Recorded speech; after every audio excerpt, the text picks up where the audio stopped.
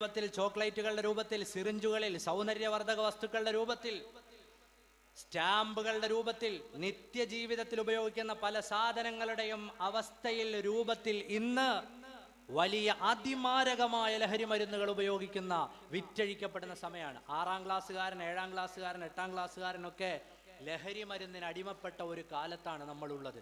ഈ തിരിച്ചറിവ് എല്ലാ ആളുകൾക്കും ഉണ്ടാവണം. നമ്മുടെ മക്കളെ നമ്മൾ കൃത്യമായി മോണിറ്റർ ചെയ്യണം. ആ മക്കൾക്ക് വേണ്ട നിർദ്ദേശങ്ങൾ നൽകണം. നല്ല ഭാവി ഉണ്ടാവേണ്ട മക്കളാണ്. നമ്മളെ സംബന്ധിച്ചിടത്തോളം നമ്മളെ മക്കൾ ചെറുതല്ല. ആ മക്കൾ നാളെ പരലോകത്ത് നമുക്ക് സ്വർഗത്തിലേക്ക് കൈപിടിക്കാനുള്ള സന്താനങ്ങളാണ്. അള്ളാഹു മുഹീദ്ദീൻ ശൈഖ് തങ്ങളെ ബർക്കത്തുകൊണ്ട് നമ്മുടെ മക്കളെയൊക്കെ നന്നാക്കി തെരുമാറാകട്ടെ. പ്രിയപ്പെട്ട മുഅ്മിനീങ്ങളെ, വളരെ പ്രധാനപ്പെട്ട ഒരു വിഷയമാണ് ഞാൻ പറഞ്ഞത്. സിന്തറ്റിക് ഡ്രഗ്സുകൾ ഉപയോഗിക്കുക. ഇനി ഇത് ഉപയോഗിക്കുന്ന ഏതെങ്കിലും കൂട്ടുകാരൻ്റെ പ്രസംഗം കേൾക്കുന്നെങ്കിൽ എനിക്ക് പറയാനുള്ളത്, ഒരു രസത്തിനു വേണ്ടി ആരെങ്കിലും ഒക്കെ തരുന്ന മരുന്നുകൾ, പൊടികൾ, ഇഞ്ചക്ട് ചെയ്യുന്ന സാധനങ്ങൾ വലിച്ചു കയറ്റുന്ന ഏതെങ്കിലും ഒരു ചെറുപ്പക്കാരന്റെ പ്രസംഗം കേൾക്കുന്നുവെങ്കിൽ 3 or 4 കൊല്ലം ഒരു രസത്തിനു വേണ്ടി നീ വലിച്ചു കയറ്റുന്ന ഈ അതിമാരകമായ മരുന്നുകൾ കാരണം 3 or 4 കൊല്ലം കഴിയുമ്പോൾ നിന്നെ കൊണ്ടുവന്ന് ഈ വലിയ വീട്ടിപ്പള്ളിയുടെ ഖബർസ്ഥാനിൽ അടക്കാനല്ലാതെ പിന്നെ കൊള്ളുകയില്ല. കുറിച്ചു വെച്ചോ, തലഭാഗത്ത് കുത്താനുള്ള മീസാങ്കല്ലിന്റെ പണി കൂടി തുടങ്ങി വെച്ചിട്ട് ഇമാതിരി മരുന്നുകൾ അടിച്ചു കയറ്റിക്കോ. ആദ്യം ചെറുതിൽ തുടങ്ങും, പിന്നെ വലുതായി വലുതായി വലുതായി അവസാനം ഒന്നിലും ഒതുങ്ങാതെ വരും. ഓർമ്മയുടെ സിസ്റ്റം തകരാറിലാവും, നട്ടല്ലുകൾ തകരാറിലാകും, നാഡീ വ്യവസ്ഥകൾ തകരാറിലാകും. ഉമ്മയാരാണെന്ന്, അമ്മയാരാണെന്ന്, സഹോദരങ്ങളാരാണെന്ന് അറിയാത്തൊരു സാഹചര്യത്തിലേക്ക് നമ്മുടെ മക്കൾ എത്തിപ്പെടും. ആർക്കും വേണ്ടാത്ത തരത്തിൽ തെരുവോരങ്ങളിലൂടെ അലഞ്ഞു നടക്കും. വീടെവിടെയാണെന്നറിയില്ല, വീട്ടുകാരാരാണെന്നറിയില്ല, ഓർമ്മയുടെ സിസ്റ്റം ഒന്നും കൃത്യമായി വർക്ക് ചെയ്യുന്നില്ല. ആരൊക്കെയോ വെച്ചു നീട്ടി തന്ന പൊടികൾ വലിച്ചു കയറ്റി, മൂക്കിലേക്ക് വലിച്ചു കയറ്റി, ശരീരത്തിൽ ഇഞ്ചക്ട് ചെയ്ത്, നാവുകൊണ്ട് നക്കി, ചുണ്ടിന്റെ അടിയിലേക്ക് തിരികെ വെച്ച് ലഹരി നുണയുന്ന ചെറുപ്പക്കാരന്റെ ശബ്ദം കേൾക്കുന്നുവെങ്കിൽ 10 കൊല്ലം കഴിയുമ്പോൾ ഈ ലോകത്തിന് വേണ്ടാത്ത വേസ്റ്റുകളായി നിങ്ങൾ മാറും. നിങ്ങൾക്കൊരു പുരോഗതിയും ഉണ്ടാവുകയില്ല, വളർച്ചയുണ്ടാവുകയില്ല, വികാസമുണ്ടാവുകയില്ല, കരിയർ ഉണ്ടാവുകയില്ല, ലോകത്തിന്റെ മുമ്പിൽ അഭിമാനകരമായ ഒരു ജീവിതം ഉണ്ടാവുകയില്ല. നാശത്തിലേക്കുള്ള പോക്കാണെന്ന് ഓരോ യുവാക്കളും കുറിച്ചു വെക്കൂ. മുഹീദ്ദീൻ ശൈഖ് റളിയല്ലാഹുവിന്റെ വേദിയിൽ ഞാനിത് പറയുന്നത് അത്രത്തോളം ഇന്ന് ലഹരികൾ വളരെ ലാഘവത്തോടെ അടിച്ചു കയറ്റുന്ന ചെറുപ്പക്കാരുടെ കാലാണ്. ഈ പൊടിയും മരുന്നൊക്കെ അടിച്ചു കയറ്റിയിട്ട് ആരാകുമെന്നാണ് നിങ്ങൾ വിചാരിക്കുന്നത്? അളവ് കൂടി കൂടി കൂടി വായയിലൂടെ പത വന്ന് ഞൊര വന്ന് WHO ഒക്കെ വർത്തമാനമുണ്ട്. ഒരു 10 കൊല്ലം കഴിയുമ്പോൾ അടിച്ചു കയറ്റുന്ന മരുന്നുകൾ കാരണം തെരുവോരങ്ങളിൽ പ്രേതങ്ങളെ പോലെ അലയുന്ന ചെറുപ്പക്കാരുണ്ടാവും. സ്വന്തം ശരീരം കടിച്ചു മുറിക്കുന്ന യുവാക്കൾ, ചങ്ങലക്കിട്ട് കിടപ്പുള്ള ചെറുപ്പക്കാരുണ്ട്, ചങ്ങലക്കിട്ട് കിടപ്പുള്ള ചെറുപ്പക്കാരുണ്ട്. ഞാൻ എൻ്റെ കണ്ണുകൊണ്ട് കണ്ടിട്ടുണ്ട് പ്രിയപ്പെട്ടവരെ. ലഹരിക്ക് അഡിക്റ്റായിട്ട് അതിൽ നിന്ന് പിന്മാറാൻ കൊണ്ടുവന്ന സ്ഥലത്ത് ചങ്ങലക്കിട്ട് ഇട്ടിരിക്കുന്ന യുവാക്കളുണ്ട്. നിങ്ങൾ ആലോചിച്ച് നോക്കൂ, ഈ ലഹരി അടിച്ചതിൽ നിന്ന് ഏതെങ്കിലും ഒരെണ്ണം നാളെ പറയാൻ കൊള്ളാവുന്ന ഒരു പ്രൊഫഷനിൽ എത്തിച്ചേരുമോ? ഒരു നല്ല ഡോക്ടർ, ഒരു നല്ല എഞ്ചിനീയർ, അല്ലെങ്കിൽ ഏതെങ്കിലും ഈ നാടിന് ഉപകാരമുള്ള ഒരു പ്രൊഫഷനിൽ അവൻ എത്തുമോ? ഇല്ല. നമ്മൾ രക്ഷകർത്താക്കൾ, ചെറുപ്പക്കാർ വിചാരിക്കുന്നത് ഇതൊക്കെ പുരോഗമനാണെന്നല്ല. പുരോഗമനമല്ല, നാശാണ്. ഇറങ്ങുന്നതിന് മുമ്പ് നിങ്ങൾക്കുള്ള ഖബറ് കൂടി തയ്യാറാക്കി വെച്ചിട്ട് ഇറങ്ങിക്കോ, അതായിരിക്കുന്നല്ല. ഞാനിത് ഗൗരവമായി എൻ്റെ രക്ഷകർത്താക്കളോട് പറയുന്നു.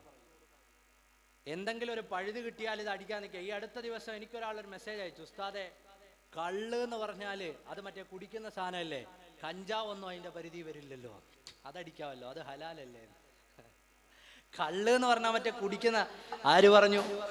ഖംറ് എന്ന് പറഞ്ഞാൽ തന്നെ ബുദ്ധി മറയ്ക്കുന്ന സാധനമാണ്. അത് ഏതും അതിന്റെ ചെറിയ അളവ് പോലും കുല്ലു മുസ്കിരിൻ ഹറാം. അതിലിനി അഭിപ്രായ വ്യത്യാസമില്ല. വേറൊരു കുട്ടിയുടെ മറുപടി ഉണ്ട്. വാപ്പയും ഉമ്മയും ഒക്കെ കയ്യോടെ പിടിച്ചു ഇയാൾ ഇത് ഉപയോഗിക്കുന്നത്. പിടിച്ചിട്ട് കൊണ്ടുവന്ന് മുന്നിലിരുത്തി വർത്താനം പറഞ്ഞു തുടങ്ങിയപ്പോൾ, എന്തിനാ മോനെ ഇതൊക്കെ ഉപയോഗിക്കുന്നതെന്ന് ചോദിച്ചു. അവസാനം ഞാനൊരു മുസ്ലിയാരായതുകൊണ്ടും ഇരിക്കുന്നത് പള്ളിയുടെ മേലെ ആയതുകൊണ്ട് ഓൻ പറഞ്ഞു, ഉസ്താദെ, ഇതൊക്കെ അടിച്ചിട്ട് നമ്മൾ നിസ്കരിക്കാൻ നിൽക്കണം, പടച്ചോനെ അല്ലാതെ കാണാൻ പറ്റൂല. എനിക്ക് തോന്നിപ്പോയേ, അത് ഭയങ്കര സന്തോഷത്തോടുകൂടി പറയാണ്, ഇതൊക്കെ കഴിഞ്ഞിട്ട് നിസ്കരിക്കാൻ നിൽക്കണം. എനിക്ക് തോന്നി അസറിനിറങ്ങുമ്പോൾ അവൻ ഒരു പൊതി എനിക്കും തരാൻ സാധ്യതയുണ്ട്. കാര്യം എന്താ, നമ്മളൊക്കെ ആഗ്രഹിക്കുന്നത്, എല്ലാവരും ആഗ്രഹിക്കുന്നത് അള്ളാനെ കണ്ട് നിസ്കരിക്കണമെന്നല്ലേ? പടച്ചോനെ കണ്ടിട്ട് ഇബാദത്ത് ചെയ്യണമെന്ന് നമുക്ക് ആഗ്രഹമില്ലേ? ഒരു 2 റക്അത്തെങ്കിലും എൻ്റെ റബ്ബേ എന്നുള്ള ചിന്തയിൽ മാത്രം നിസ്കരിക്കണമെന്ന് വിചാരിക്കുന്നില്ലേ? അപ്പം പറയാണ്, ഇതൊക്കെ അടിച്ചിട്ട് അങ്ങനെ നിൽക്കണം, അള്ളാനെ അല്ലാതൊന്നും കാണാൻ പറ്റൂല. ഇജാതി മറുപടിയൊക്കെ തയ്യാറാക്കി വെച്ചിട്ടാണ് ചെറുപ്പക്കാർ ഇത്തരം ചില കാര്യങ്ങളിലേക്കൊക്കെ ഇറങ്ങുക. ഞാൻ തമാശയായി പറഞ്ഞെങ്കിലും പല കൂട്ടുകാരും 6ാം ക്ലാസ്സും 7ാം ക്ലാസ്സും 8ാം ക്ലാസ്സും ഒക്കെ പഠിക്കുന്ന മക്കൾ, പെൺകുട്ടികൾ ഉൾപ്പെടെ ഈ അപകടത്തിലെത്തിയിട്ടുണ്ട്. മഹല്ല് ജമാഅത്ത് കമ്മിറ്റികളോട് എനിക്ക് പറയാനുള്ളത്, നമ്മുടെ നാടുകളിൽ ഇത്തരം അവസ്ഥയിലെത്തിയ ചെറുപ്പക്കാരോ കൂട്ടുകാരോ ഉണ്ടെങ്കിൽ അവരെ കണ്ടെത്തി അവർക്ക് കൃത്യമായ കൗൺസിലിംഗ് നൽകി അവർക്ക് ആവശ്യമായ ചികിത്സ നൽകണം. ഇപ്പൊ വേറൊരു ട്രെൻഡും കൂടിയുണ്ട്. ലഹരി ഉപയോഗിക്കുന്നവരെ മഹല്ലിൽ വേണ്ട. ഒറ്റ പ്രസ്താവന കൊണ്ട് മഹല്ല് കമ്മിറ്റികൾ കൈ കഴുകാണ്. ഒരിക്കലും ചെയ്യാൻ പാടില്ല. ലഹരി ഉപയോഗിക്കുന്നവനെ മഹല്ലിൽ വേണ്ട. ആര് പഠിപ്പിച്ചു? അള്ളാഹുവിന്റെ റസൂലിന്റെ മുമ്പിലേക്ക് ഒരു സ്വഹാബി വരുന്നു. യാ റസൂലല്ലാ, ഞാൻ അറിയാതെ ലഹരി ഉപയോഗിച്ചു പോയി നബിയെ, എനിക്ക് പരിഹാരം പറഞ്ഞു തരണം. ഹബീബായ നബി തങ്ങളുടെ മുമ്പിലേക്ക് വന്ന സ്വഹാബിമാരില്ലേ, തെറ്റ് ചെയ്തു പോയി, പരിഹാരം വേണം. നമ്മുടെ മഹല്ലുകൾ നമ്മുടെ ചെറുപ്പക്കാരെ കൂട്ടിപ്പിടിക്കാനുള്ളതാണ്. ലഹരി ഉപയോഗിച്ചെങ്കിൽ ആ കുട്ടിയുടെ പിതാവിന് മഹല്ല് കമ്മിറ്റിയോട് പറയാൻ പറ്റണം, എൻ്റെ മകന് ആവശ്യമായ ഒരു ചികിത്സ നൽകണം. കാരണം ഈ മഹല്ലിന്റെ അടുത്ത തലമുറ, അടുത്ത ഭാവി, ഫ്യൂച്ചറാണവൻ. അവനെ അങ്ങ് കൈയൊഴിഞ്ഞ് കളയാ. നമ്മുടെ ഒരു കുഞ്ഞിനെ നമ്മൾ കൈയൊഴിയുമ്പോൾ അവനെ ഏറ്റെടുക്കാൻ പുറത്ത് തീവ്രവാദ സംഘങ്ങളുണ്ട്, ഭീകരവാദ പ്രവർത്തകരുണ്ട്. ഉമ്മയാരാണെന്നോ ഉപ്പയാരാണെന്നോ പെങ്ങളാരാണെന്നോ തിരിച്ചറിവില്ലാത്ത നാസ്തികർ എന്ന പേരിൽ, നാസ്തികർ എന്ന ഓമന പേരിട്ട് വിളിക്കുന്ന ലിബറൽ വാദികളായ ആളുകളുണ്ട്. സ്വന്തം മാതാക്കളോട് പോലും ലൈംഗിക ബന്ധം നടത്തണമെന്ന് പറയുന്ന വലിയ ഭ്രാന്തമായൊരു സമൂഹം പുറത്തുണ്ട്. അവരെ കൂട്ടിക്കൊണ്ടുപോകാൻ ലഹരി മരുന്ന് മാഫിയകളുണ്ട്. അവരെ നശിപ്പിച്ചു കളയാൻ എത്രയോ സംഘങ്ങൾ കാത്തു നിൽക്കുന്നു. ഒരു മഹല്ലിൽ നിന്ന് ഒരു ചെറുപ്പക്കാരനെയും നിങ്ങൾ പുറത്താക്കി കൈ കഴുകല്ല. അവനെ വിളിച്ചു കൊണ്ടുപോയി മഹല്ലിന്റെ ചെലവിൽ അല്ലെങ്കിൽ അവന്റെ ഉപ്പയുടെ ചെലവിൽ ആവശ്യമായ ചികിത്സകൾ നൽകണം. ആ മക്കളെ കൂട്ടിപ്പിടിക്കണം. കൂട്ടിപ്പിടിക്കാനാണ് മഹല്ലുകൾ, ഒഴിവാക്കി കളയാനല്ല. അങ്ങനെയാണ് മഹല്ല് കമ്മിറ്റികൾ ചിന്തിക്കേണ്ടത്. ഇത് 2 വരി പ്രസ്താവന നാളെ മനോരമയിൽ വരും. മനോരമയുടെ അവസ്ഥ പറയാതിരിക്കലല്ലേ.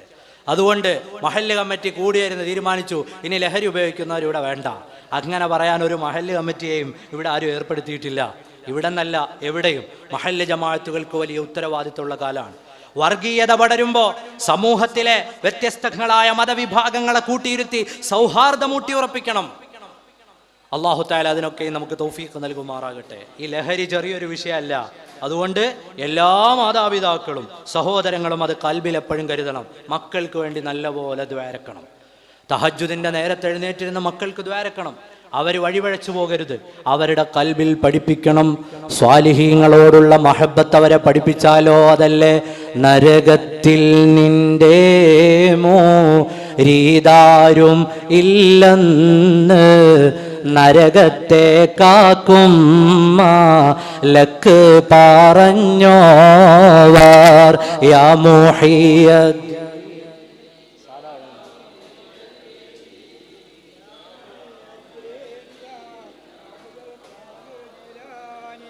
നരകത്തിൽ നിന്റെ മുരീദാരുമില്ലെന്ന്, നിന്റെ മുരീദാരും നരകത്തിലില്ലെന്ന് നരകത്തെ കാക്കും മലക്ക് പറഞ്ഞോവർ. മുഹീദ്ദീൻ ശൈഖ് റളിയല്ലാഹു അൻഹുവിനെ സ്നേഹിച്ചോ, നമ്മുടെ മക്കളെ അത് പഠിപ്പിച്ചോ. അവര് നരകത്തിൽ പോകാതിരിക്കാൻ അത് വലിയൊരു കാരണമാണ്. കൊണ്ട് സമരം നടത്തിയ അത്യുജ്വല പ്രതിഭയാണ് ഖാദി മുഹമ്മദ് റളിയല്ലാഹു അൻഹു. 500-ലേറെ ഗ്രന്ഥം രചിച്ച മഹാപണ്ഡിതൻ. അവരാണ് എഴുതിയത് അല്ലാ തിരുപേരും തുതിയും സ്വലവാത്തും അതിനാൽ തുടങ്ങുവാൻ അരുൾ ചെയ്ത വേദാംബർ. മുഹീദ്ദീൻ മാല വെറും ഒരു രചനയല്ല, നമ്മുടെ സ്വാതന്ത്ര്യ സമരത്തിന്റെ ചരിത്രത്തോട് ചേർന്നു നിൽക്കുന്ന രചനയാണ്. മലബാറിന്റെ കളക്ടറായിരുന്ന കനോലിയെ കൊന്നുകളഞ്ഞവരെ കുറിച്ച് വില്യം ലോഗന്റെ മലബാർ മാനുവൽ പറയുന്നുണ്ട്. മുസ്ലിങ്ങൾ തലേ രാത്രിയിൽ മുഹീദ്ദീൻ മാല ചൊല്ലിയിട്ടുണ്ട്. മുഹീദ്ദീൻ മാല ചൊല്ലിയ പോരാളികളാണ് ചാലിയത്തെ പോർച്ചുഗീസുകാരന്റെ കോട്ടയാക്രമിച്ചത്. അത് ഇന്ത്യയുടെ ചരിത്രമാണ്. മുഹീദ്ദീൻ ശൈഖ് റളിയല്ലാഹു അൻഹു വലിയ ഊർജ്ജമാണ്. നിർത്തുകയാണ്. മുഹീദ്ദീൻ ശൈഖ് റളിയല്ലാഹു അൻഹുവിനെ പറഞ്ഞു തുടങ്ങിയപ്പോൾ നമ്മൾ ഫലസ്തീനിന്റെ ചരിത്രം പറഞ്ഞിരുന്നു. സയ്യിദുനാ മുഹീദ്ദീൻ ശൈഖ് റളിയല്ലാഹു അൻഹുവിന് ഇസ്ലാമിക ലോകത്തെ വിപ്ലവങ്ങളുമായുള്ള ബന്ധം എന്താണെന്നറിയോ? സുൽത്താൻ സലാഹുദ്ദീൻ. ആ പേര് കേൾക്കുമ്പോൾ നമ്മുടെ രോമകൂപങ്ങൾ എഴുന്നേറ്റ് നിൽക്കും. സുൽത്താൻ സലാഹുദ്ദീൻ ആരാണ്? നമുക്കറിയാത്തത് കൊണ്ടാണ്. സുൽത്താൻ സലാഹുദ്ദീൻ അയ്യൂബി റളിയല്ലാഹു അൻഹുവിനെ പറഞ്ഞപ്പോൾ എതിരാളികൾ പോലും പറഞ്ഞു പകല് നോമ്പെടുക്കുന്നയാൾ, രാത്രിയിൽ നിസ്കരിക്കുന്നയാൾ. സഫർ മാസത്തിലാണ് ഷാമിലെ ഹലപ്പോ, നമ്മൾ ഇന്ന് പത്രങ്ങളിൽ അലപ്പോ നഗരമെന്ന് വായിക്കുന്ന ഹലബിന്റെ ഭരണം സഫർ മാസത്തിലാണ് സയ്യിദുനാ സുൽത്താൻ സലാഹുദ്ദീൻ അയ്യൂബി ഏറ്റെടുക്കുന്നത്. ഹലബിൽ വന്നിട്ട് ഷാമിൽ നിന്നുകൊണ്ട് സുൽത്താൻ സലാഹുദ്ദീന്റെ പ്രഖ്യാപനം, സഫറിൽ ഇതാ നമ്മൾ ഹലബ് പിടിച്ചെടുത്തു. റജബ് 27 ആകുമ്പോഴേക്ക് ഫലസ്തീൻ നമ്മുടെ കൈകളിൽ വരും. അവിടെ ഒത്തുകൂടിയ മനുഷ്യരോടൊരു പ്രഖ്യാപനം നടത്തി സുൽത്താൻ സലാഹുദ്ദീൻ, ഓ മനുഷ്യരെ, നിങ്ങളുടെ കൈകളിൽ കിട്ടുന്ന കമ്പുകൾ, നിങ്ങളുടെ കൈകളിൽ കിട്ടുന്ന കമ്പുകൾ, നിങ്ങളുടെ കൈകളിൽ കിട്ടുന്ന തടികൾ, അതുപയോഗിച്ചൊരു മിഹ്റാബ് പണിഞ്ഞോ, ഒരു മിമ്പർ പണിഞ്ഞോ. ഇത് സഫറാണ്. റജബാകുമ്പോ ബൈത്തുൽ മുഖദ്ദസിന്റെ ചാരത്ത് നമുക്ക് ചെല്ലാം, ബൈത്തുൽ മുഖദ്ദസിന്റെ താഴെ ഖുതുബയോദാം. അത്ര ഈമാനുള്ള നേതാവായിരുന്നു സുൽത്താൻ സലാഹുദ്ദീൻ. അവസാനിപ്പിക്കുകയാണ്. സലാഹുദ്ദീൻ അയ്യൂബിയുടെ കൂടെയുണ്ടായിരുന്നവരാരാണ്? മുഹീദ്ദീൻ ശൈഖ് റളിയല്ലാഹു അൻഹുവിന്റെ പർണശാലയിൽ ദിക്റ് ചൊല്ലി വന്ന ആളുകളാണ്. കുഞ്ഞാലി മരക്കാരുമാരാരാണ്? മുഹീദ്ദീൻ റാത്തീബ് ചൊല്ലി വന്നവരാണ്. നമ്മുടെ മുൻഗാമികളൊക്കെയും മുഹീദ്ദീൻ ശൈഖ് തങ്ങളെ മുറുകെ പിടിച്ചവരാണ്. അതുകൊണ്ട് മുറുകെ പിടിച്ചു ജീവിക്കണം, അള്ളാഹുവിന്റെ മാർഗത്തിൽ ജീവിക്കണം. അള്ളാഹു അടുത്ത മദദ് നമ്മൾക്ക് നൽകി അനുഗ്രഹം ചെയ്യുമാറാകട്ടെ. ഇതുമായി ബന്ധപ്പെട്ട എല്ലാവർക്കും അള്ളാഹു റഹ്മത്ത് ചെയ്യുമാറാകട്ടെ.